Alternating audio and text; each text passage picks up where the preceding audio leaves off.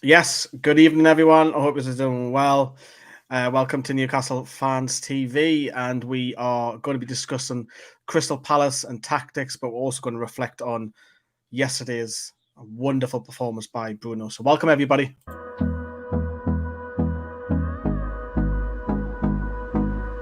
Newcastle Fans TV.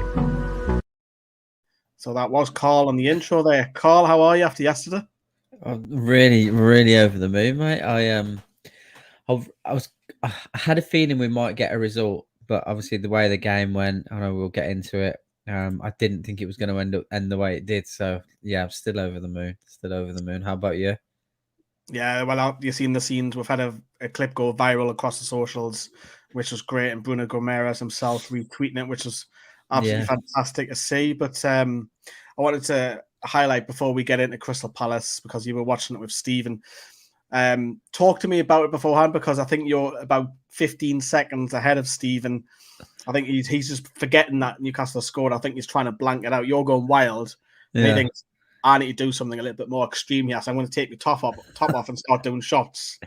Well, I think because when we first started the Watchalong last season, if you remember, it was always me that was behind, like all the time. So I was always having to do what Steve was doing, is try and like delay a reaction. But so I felt bad, but I just couldn't hold it in. So it was unbelievable. And I'm looking at Steve and he's like, what's going on? I was like, you know that like everything's just gone mental. But obviously he always reacts anyway, he'll always celebrate even when he knows that we've scored, because Steve is very passionate. So it was incredible. And it was gutting, because obviously I should have been there, and Sam's luckily, and I said to him, because we all know that Sam doesn't like my seat that much, because we are on the front row, so he can't see much in terms of if it's not at the Gallagher end. But I texted him straight away, didn't I, in the group? I was like, he must be enjoying the seat today. So it was just fantastic for everyone.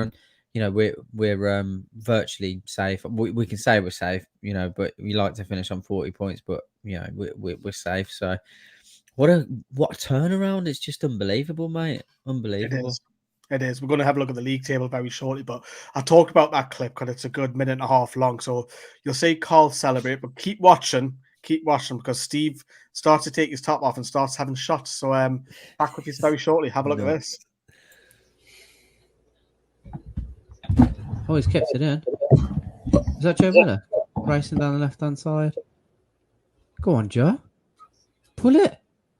Joe Willock. He's come out. Get in! Get in there! Get in there! Get in! What is going on? Bruno, what is going on? Bruno with the winner. Get in there, you fucking beauty! Get in! Come on! We saved. Get in! Bruno! Get in, Sonny! Get in, Sonny! Get in, Sonny! Get in! Oh, Bruno! Oh man, what the fuck? Yes! How did we do that? What a run! Oh my god! Oh my god! Joe Willock racing down the left-hand side. He's look for the cross. It takes a deflection. It just I'm thinking, I'm screaming at him saying, you've got to pull this to Bruno. He tries to cross the ball. It bounces off the defender and it's just straight into Bruno's path. Free head, diving header. Oh, you absolute beauty. Bruno Guimaraes, you absolute beauty. Get in. Oh, Eddie Howe loving it. We are safe. We nicked the win. 2-1 Newcastle United at home. Get the fuck in. How many shots did he have? I don't know, because he must have carried on drinking as well, because I tuned back in to watch some of the fan reaction, and I just looked at him. His eyes were all over the place. I was just like, he's had far too many, bless him. But someone in the chat was saying for like a good 30 minutes prior, they were like, Steve, please put your Bruno top on backwards, so he's got Bruno on the camera. And I said that it's almost like he had a premonition. So it was madness, mate, madness. great scenes is what you live for, isn't it? When you Yeah. do these videos on the watch-alongs, because we've done many a time, and it hasn't been great. And that feeling of ecstasy, you've seen it from both of you. You're going mental. Steve pretend he hasn't seen it, and he goes wild. But I'm just going to get this out of the way because Sam's put this all over the socials about me scared of bees. I am scared of bees. I'm petrified of bees. I'm more petrified. It's understandable. Wasps more so. And I've got a genuine fear, so I'll tell a little story. When I was 8 years old, I was in the woods and I stood on a wasp's nest. And as you know, wasps are coming out left, right, and centre, stinging little Lee. Lee's running home, crying his eyes out. His ma tells him to grow up. So that's why I'm scared of wasps and bees. So have a look at this. Great, because I thought, Emil Kraft thought, the size of that fucking bee. Bumblebee. Jesus. Stand still. So Emil Kraft. You okay? Yeah, I'm fine. Emil Kraft was absolutely sensational. Thanks, Dad. Do you know what's made it? It's Sam just saying, "You okay?" Just making it worse. That makes it worse. I think your reaction is quite normal to people like who aren't scared of bees. Like it's just a face. Like, are you okay? I'm like, yeah, Dad, I'm fine. Thanks, Dad. Yeah, look after me, Dad. But yeah, good fun. It's good fun. We can all laugh at like myself, and obviously we can laugh at obviously Sam's in the comments has been in the 23s today. All good fun laughing at ourselves, which is great because if that had been a defeat, I don't think we'll be laughing at ourselves as well. So yeah, great that we can laugh at ourselves. But yeah, you're all laughing at that. So yeah, at my expense, which I can have it. And the clip's on there for any of us to use in the future as well, because you can play a good sport. So you might have seen that I'll keep using this one all the time. So I use that all the time. So I do have that one ready to use, but we're not doing very well. It's one of my little favourite ones. So there's a few that we've got saved as well. So they are, and they just come out of nowhere to be, because like people won't know, but none of us know. Like Lee and Sam will just put them out there. They are hilarious, to be fair. Yeah, we should put some more. We've got loads on here. We've got the one where you tell Siri where to go, and anytime we've got them, we can use that for anything in the future. But yeah. Right, if you're enjoying that start of the show, you know what to do. Please help us out and smash that like button, and it gets one more views, it gets us seen. So we really appreciate that if you can do, because we are pretty exhausted. Well, I'm exhausted after last night of all the games, but we're going to. The games come thick and fast. We've got Palace, very, very, very up on the horizon. You're talking within 48 hours now. So we'll have a look at the league table. Carl, you were on about that before. We'll have a look at Palace first. Actually, lost the last couple, the FA Cup semi-final at the weekend. Look, we expected them to get beat on that one, didn't we? But yeah. What do you make the job Vieira's done? I think he's done a pretty decent job. I do too. I mean, I think it's been a mixed bag, hasn't it? And definitely that they've had very similar to us in a certain extent, where they've gone on, or Villa maybe, where they've gone on a few run of games of bad form and then gone on a really good run and had an unbeaten run. So I think he has done a good job. I think Crystal Palace fans wouldn't be dismayed with where they are or how they've done this season. I think, he's got a bit of stability back in that side, and it's something that he could look to build on, definitely, because, there were numerous talks of Newcastle trying to approach Vieira at times, wasn't there? And we all knew that wasn't going to happen under Mike Ashley, but it's good to see Vieira doing a relatively decent job in the Premier League. So, yeah, I think if I'm a Palace fan, I'd be relatively happy with how things are going so far. Playing better style of football as well. Yeah. And he was linked, if you remember, for Newcastle a few years ago.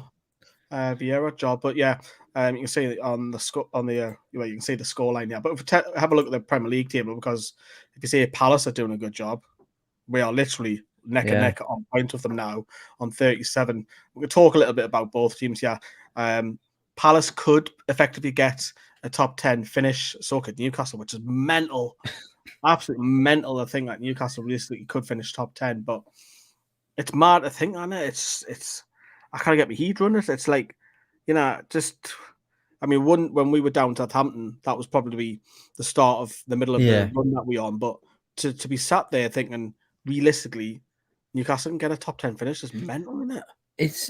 It's so weird, because obviously it's happened. We got towards this point in the season, didn't it? With Steve Bruce, not last season, the season before. Was it last season or the season before? I can't remember. But we ended up finishing. Was it 12th? I think we finished or something like that. But Yeah. throughout the whole season, we were terrible. Really, absolutely terrible. And again, we're doing it, but we're playing much better football, and everything's completely different. And we deserve to be there now. Do you know what I mean? It's not where we've nicked results. We actually deserve to be where we are. But just thinking back in December, I think at one point we were on 14 points or something like that. Like you said, I just find it difficult to comprehend that we're on 37 points now. Like, what is that about? Did you see the stat on Sky Sports where the league started after January? We'd be second. Second in the league? That's insane. Second in the league? How can anyone, I bet all those people, all the pundits that were talking about Eddie Howe not being a glamorous appointment and Newcastle fans won't be happy with it, which was incorrect at the time anyway, because the majority of the fan base was more than happy with Eddie Howe coming in. What a way to shut the critics up. Johnny's trying to get a bite off you there. Johnny's in the comments. I think Johnny's at work. It's all the Villa fans are in a good mood today, aren't they? Because Blues got smashed 7-1 by Blackpool today. Yeah. I seen it with 6. Yeah, mate. Bloody hell, absolutely crackers. But yeah, so we're going to open it up and have a little play around with the tactics. We'll see Matt have a go at this. I think Carl, you should have a go at this. Get this on your computer. It's, yeah, I will do. Easy to use. I wanted to bring up first of all, we'll switch it there. This is the side first of all that obviously played. I love this. Love it. It's good, isn't it? It's good. Yeah. It's good to play around with it. Do you think this game will be rotated, or do you think it'll be the Norwich one that'll be rotated? I think it will be the Norwich one that's rotated, because providing that everyone's fit, then this is the side that probably look at going with to try and we are safe, but let's completely cement it with that 40 points if we can go and get a result on Wednesday night against Crystal Palace. So I think you want to get it out of the way and then start rotating from the Norwich game. I don't want anyone to be on the beach just yet. Do you know what I mean? So yeah, I think it will be the Norwich game that he rotates. What about you? I think so. It could be even if he might use both of them, but not as drastic. Like we're expecting one of the games to be rotated where there's 4 or 5, but you might just do a couple on Wednesday. You might just do a couple on the weekend as well against Norwich, which I'll be at, which is a bit of a nightmare of a drive. But one road in, one road out, isn't it? Yeah, it's all 50 miles per hour, isn't it? You know, you talk about players who are performing. I mean, how good was this fella?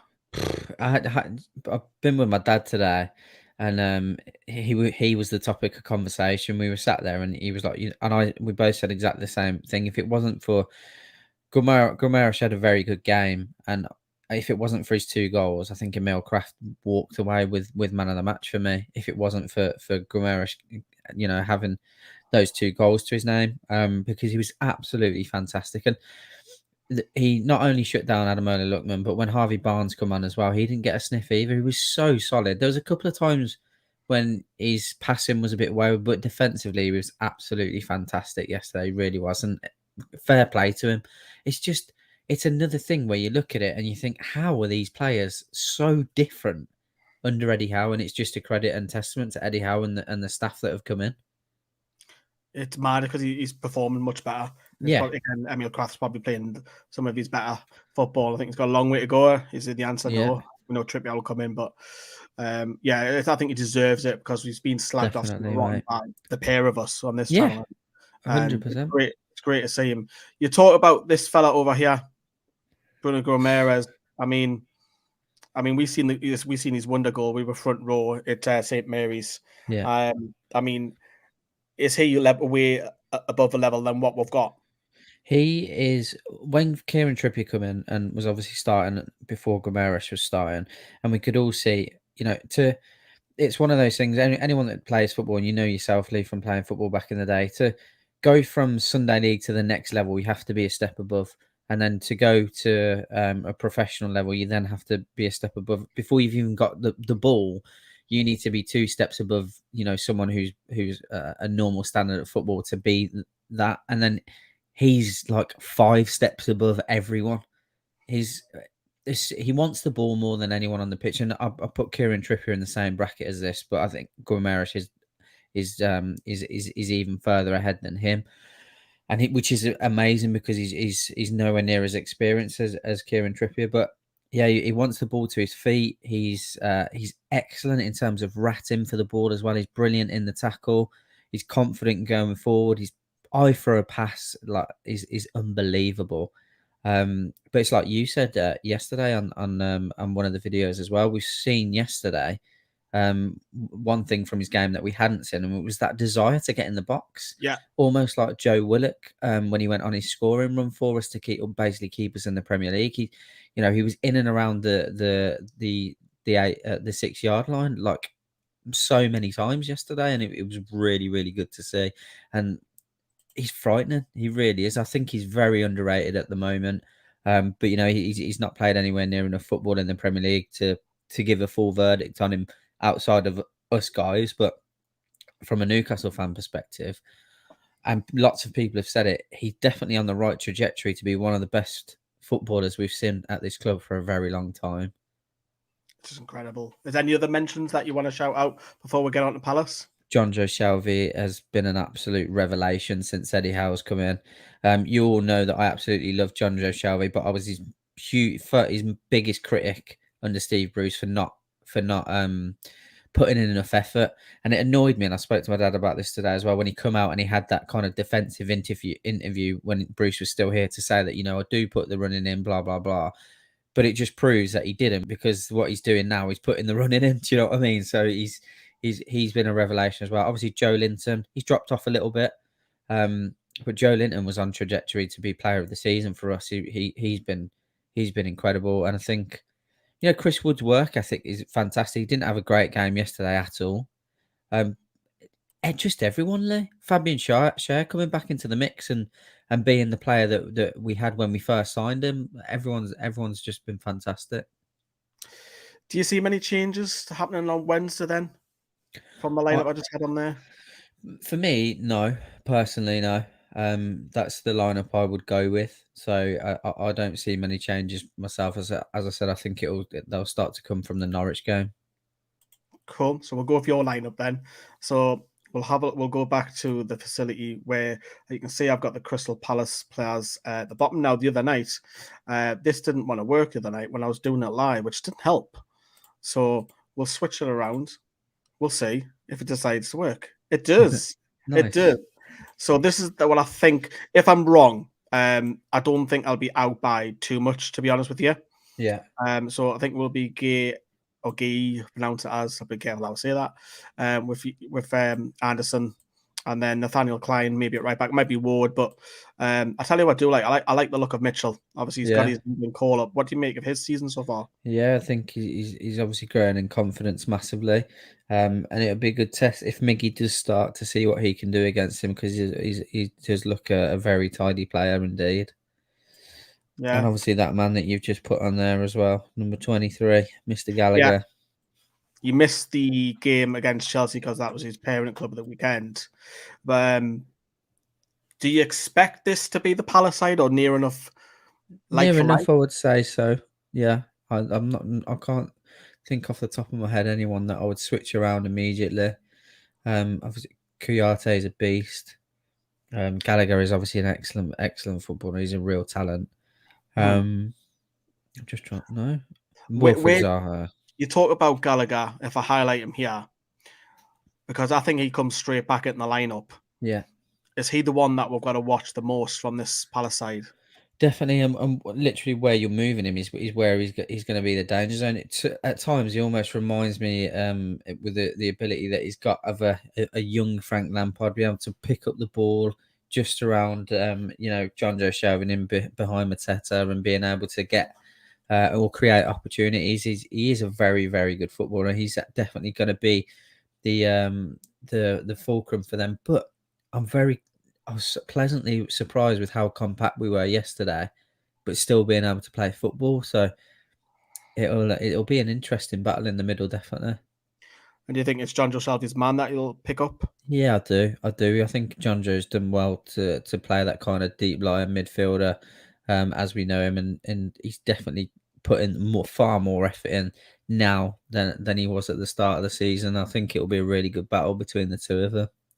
Yeah, if I highlight over here, because unfortunately I do need to highlight Emil Kraft, because yes, he was fantastic. Yeah, I think that's again a battle where Zaha has done better at Selhurst Park against us, but at St James's Park he hasn't really hit the heights when he's playing us. do you know what, he's got such a big ego. And I'm not saying I'm sure he's probably a lovely bloke, but he's got such a big ego, and probably because he expects so much of himself that he's something like Jordan Pick, for example. As soon as he starts getting stick from the crowd, he's one of those players that, when things aren't going his way, he's one of those players that will start switching off pretty quickly. So if he's even having the sniff of a bad game, I don't think he'll. He's not one that I'll look at and think we've got to worry about him for 90 minutes, because you can get in his head pretty quickly. Is Emil Kraft the man to do that? Probably not. But, again, based on his last couple of performances, I'm not overly concerned, which is a strange thing to say. Do you think that defensively that Almiron will be coming back to help out Emil Kraft with Zaha? Massively, because we know Miggy's his traits are that abundance of work rate that he's got, and he is very, very good at tracking back. His fitness levels are absolutely incredible, and that's probably one. Unfortunately for him,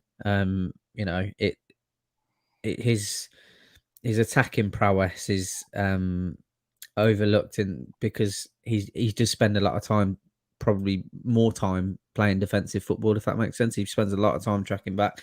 So yes, so I do absolutely expect the two of them to double up on Wilfried Zaha, and then maybe Fabian Schär to tuck in behind Burn to look after Mateta and Gallagher. And if Zaha is coming inbound, which we expect because that's where he gets a lot of his goals, again, do you expect Mitchell to be up and down this byline? You'd like to think so, but he's got to be careful because, we've seen, again, Bruno is now looking to get into the box. So, and then you've got Joe Linton who can come out wide. So he's got to be careful with that, because even if he's looking at it and thinking, right, I've got Miggy and Kraft doubling up on Zaha, there's an opportunity for me to come and look to play the overlap and kind of play that wing back position. He's then got to rely on Schlupp and Kouyaté to take care of Guimaraes and Joe Linton. And not only that, you've got Maximin as well and Chris Wood to try and pull the defenders away. So it really is how they want to play. I don't think that they're going to come to St James's and be that attacking minded. Personally, I think they're going to be. Really, do you think they'll sit and play on the counter? I think Mitchell will sit more than we expect him to look at that overlap, because we've proven to be very dangerous going forward. In 2022, we've been incredible. So I think Patrick Vieira will be very wary of that, because you look at it. If anything goes wrong, you've got Kraft, Almiron, Guimaraes, Joe Linton can come out. All four of them could be looking to bomb down that right hand side if Mitchell gets caught out of position, potentially.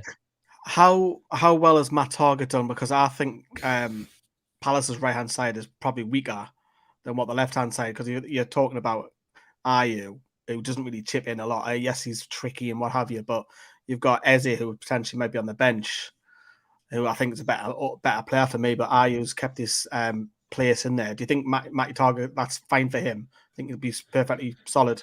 Yeah, I've not been surprised by Matty Target at all, because I was not huge is wrong. I'm a big fan of him. I'm seeing him play for Villa, with all the lads. They would always be very positive about how he was for them, until he left the club, because that's what they're like as fans at times. And they say, he's good for a mistake, blah, blah, blah, but not seen it. And it was the same with Kieran Clark. When we had Kieran Clark from the beginning, he was absolutely fantastic. Matty Target is so underrated for me. He really is. I think he's an absolutely excellent defender. And I really, really do hope that we sign him personally, even if it's just for the next season before we look at, kind of kicking on into spending loads and loads of money. Because if he's available for 15 million, that for me is an absolute steal on what he's shown so far. It really is. And I think, again, that's just, this is fancy, isn't it? Yeah, it's good, but yeah. he's still on this 3D and everything. He's I think would make it good if you can point arrows in 3D. That's where. this could come in really special. But That's yeah, really Matty good. Target. I mean, even though you mentioned he's just down the road to you with Villa, but do you reckon Villa will easily sell him, or do you think with Newcastle having a bit of money and they'll want him? I think previously they would have, because I think they'd have looked at us and think Newcastle are getting relegated, but now we're above them. Obviously, they've got a game in hand. They've got a game in hand, haven't they? And Luca Dean hasn't lit the world alight for them at all for 25 million. I think they might be looking at that and seeing how he's performed for us and ruin maybe a mistake. But at the end of the day, if he wants to come to Newcastle, there's not much they can do to stand in the way of that, really. It's just whether they want to sell him to what arguably at the moment currently is a rival in terms of trying to move on to that next step of where we're going to finish in the Premier League. If I'm Villa, I wouldn't sell him personally. But yeah. Wanted to highlight Bruno there on him.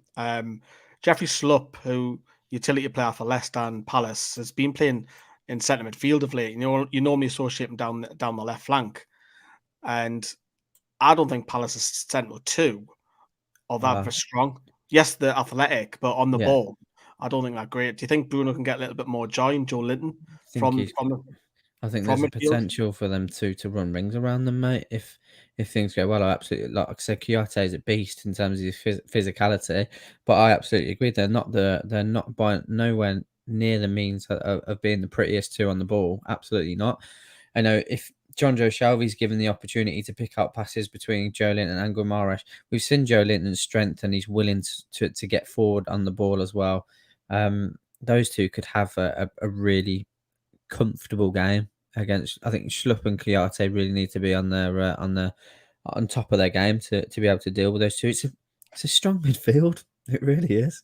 Which previously you'd look at it minus Guimaraes and think we're struggling, but it's probably arguably one of the strongest positions we've got in the team now. Be interesting if Joe when it comes in though, but yeah, I think he made a massive impact for the goal. Just finally, before I get your score predictions, if you look at the two strikers from each side, first of all, start with Newcastle. With Fabian Schär and Dan Burn, do you reckon they can look after Mateta pretty easily? Yeah, I do. They're both, Dan Burn's a hell of a lot quicker than we all expected. Because we've seen times where he's been absolutely blasted for pace, but he's been fantastic for us again. His positional awareness is excellent. Then potentially playing one up top should be relatively comfortable for Dan Burn and Schär, providing they're as switched on as they were yesterday and have been for the majority of this year. You talked about Chris Wood just a little bit earlier, struggling a little bit. Yeah.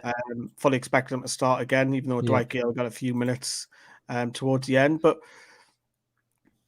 again, strikers are judged by goals. But you look at these two centre-backs, with Palace's point of view, Palace will be looking to think, yeah, we can look after Chris Wood pretty easy. Our two centre-backs should handle him. Yeah, definitely. And what I want to look at from Chris Wood, obviously he is a striker and he wants to go and get goals. But for me, towards the end of the season, and I'd like to think he's slowly sinking in, is that he does very well at holding the ball up. If he's not going to be able to outpace defenders and look to be a huge goal scorer for us, he can be really, really positive in holding that ball up, bringing Miggy and Maximin into play, and then allowing Joe Linton and Guimaraes to essentially overlap him. I want him to, where you've just put the ball, I want him to be picking up the ball, looking to spread it out to Maximin bracing down the wing, Guimaraes and Joe Linton sprinting into the box, whipping it in, and Chris Wood maybe picking up the scraps. Do you know what I mean? It's I don't want him looking to try and beat those two men and bomb down towards goal, because that's just not his game. I want him to lead the line, pick the ball up, and bring everyone else into play. That's his strength for us at the moment. And if he's not scoring goals as a striker, I appreciate that's frustrating, but he's far more useful playing with his back to goal and bringing in those four. I feel like I'm playing Football Manager, yeah. It's brilliant. Great, isn't it? Let's get amongst it. Yeah, definitely should. Right then, get your score predictions in. We'll show some of your comments before we wrap up then. So you've obviously had a look at that, Carl. You've looked at Palace. We've had a look at Newcastle and a couple of the key battles. What we're going with on Wednesday night then? What are you going with? I'm going to be very confident, go for a 3-1 win to Newcastle. I don't think Newcastle will get 3 wins in a week. I think this. No, I think we could get 7. I think this one might be the one that I think it's got the potential to be a lot more entertaining, because I don't think the Leicester game was greatly entertaining on the eye, even though we nicked it. I'm going to go score draw again. I'm going to go 2-2 this time. I think there will be goals in it. And then I think we can beat Norwich. I think that's where the win will come for me. So 2-2. What are you going with again? Sorry. 3-1 Newcastle. 3-1. Let's have a look at what you're saying as well. 2-0 says Ollie ESM and Wood penalty to make a 6 in a row at home. That would be wonderful. I'd be happy to be wrong. 1-1 says Matty's going with me. Score draw. 2-0 Matty target. And ESM, you'll get a few odds on that as well. If we win the next two, Burnley lose the next two, are we mathematically safe? I think it's almost there, isn't it? 2-0. Oh, this must be Newcastle fan. 2-0 Palace at home. Our form. I thought I was being negative. Can't score draw. Do you know what it is? If people are negative, you can it, because I'm trying to decall. Look for your clip, and I've lost it.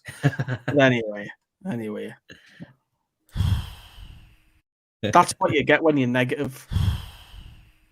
That was pretty much the whole of last season, wasn't it? Yeah.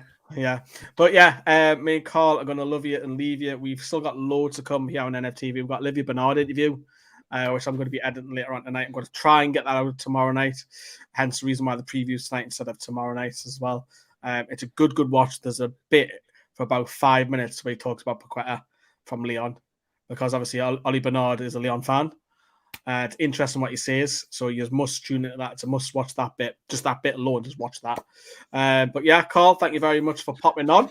No, thank you, mate. I was looking forward to it, to be fair. I've been on 2 videos in less than 48 hours. I've not done that all season, I don't think. More of you. But yeah, everybody, if you can smash that like, that'd be absolutely wonderful. If you're watching the rerun, let us know your score predictions, please. And we'll see you tomorrow night for the Olivia Bernard video. Ta-da!